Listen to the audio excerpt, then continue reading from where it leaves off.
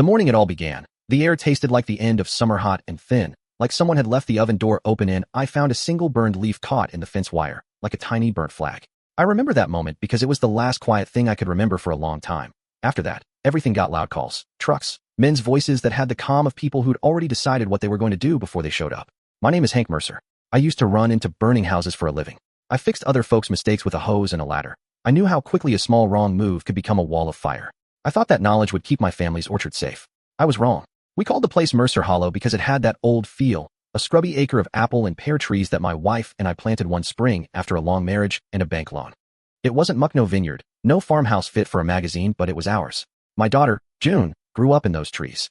We taped a piece of our family history to the inside of the old shed door, a photograph of my father with dirt under his nails and a smudge of sap on his cheek.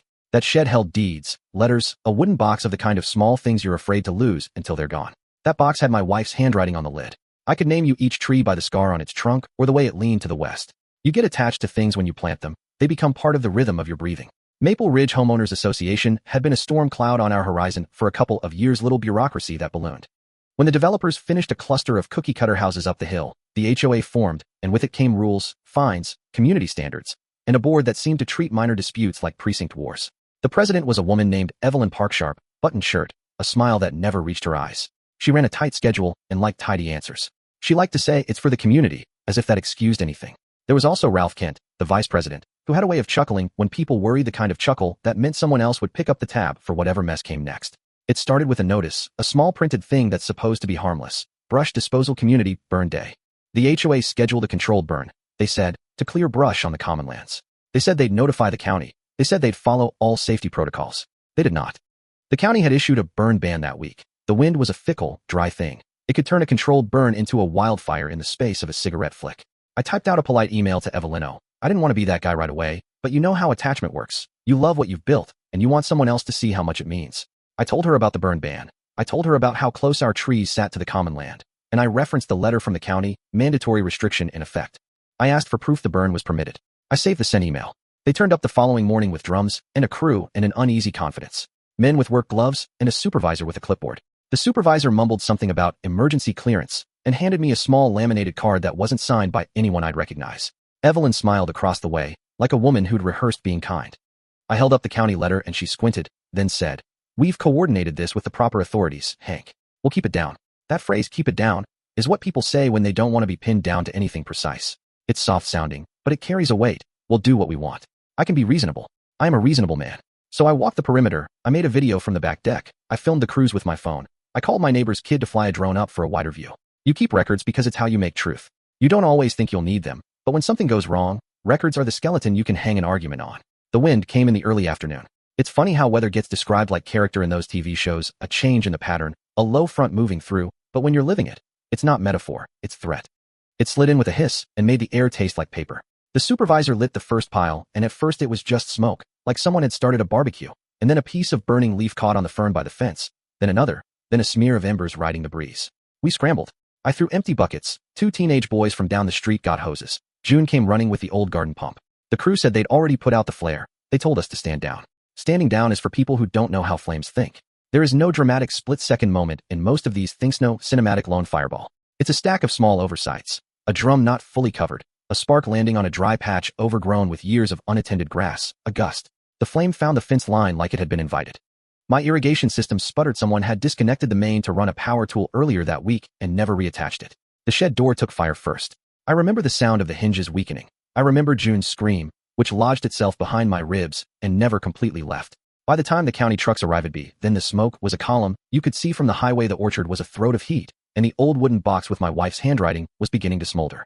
After the fire, we stood among the blackened stumps, and it looked like someone had taken a knife to our map of a life. You can imagine the images, but it's worse when the smell is your smell: ashes, wet earth, and that chemical tang of something that had belonged to you turning into something else.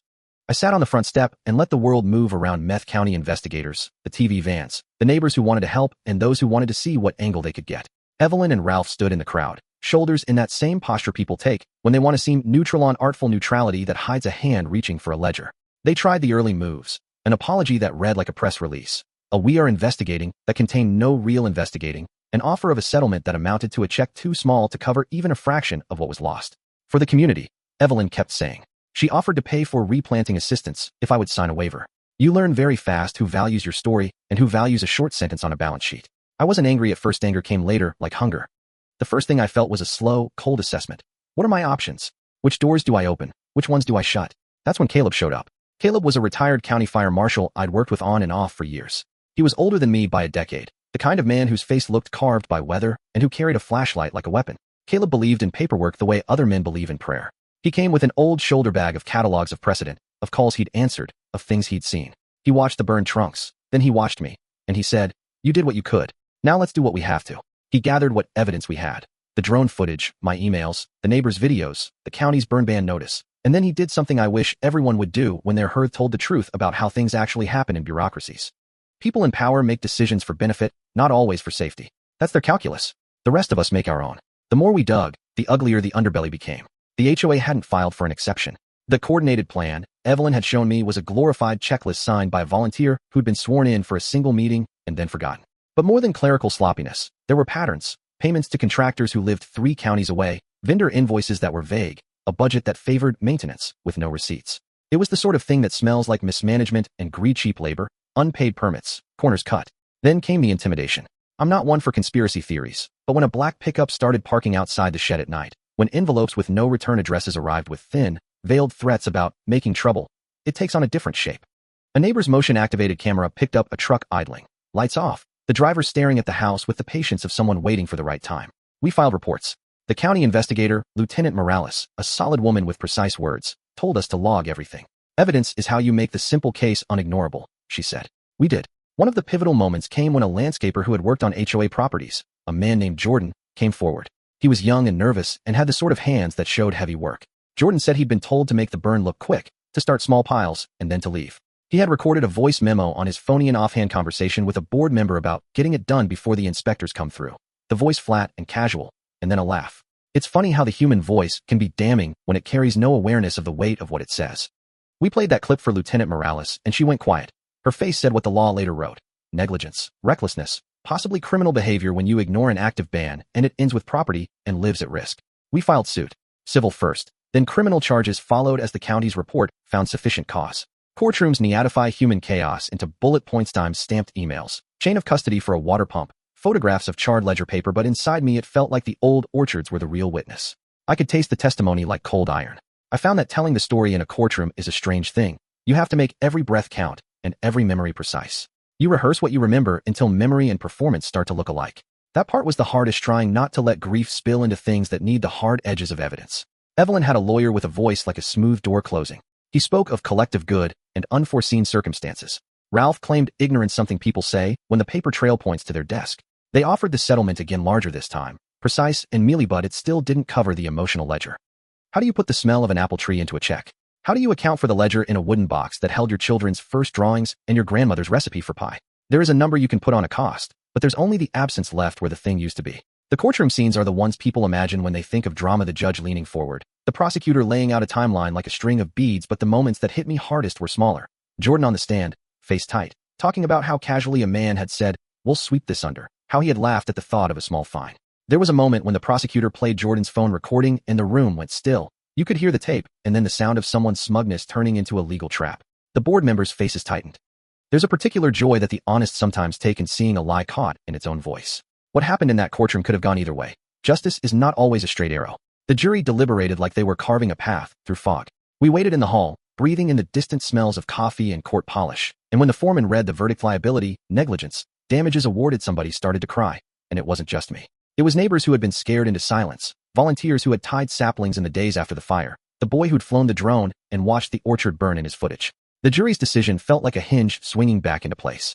Evelyn and Ralph faced personal consequences. We got a figure that would help with replanting, with rebuilding the shed, and it came with an injunction that would bind the HOA to stricter oversight. It wasn't perfect. It never is. But it acknowledged that a community could be unsafe when governance chooses profit over prudence. Rebuilding was slower and softer than anyone would imagine. You plant saplings, and they do not turn into trees overnight.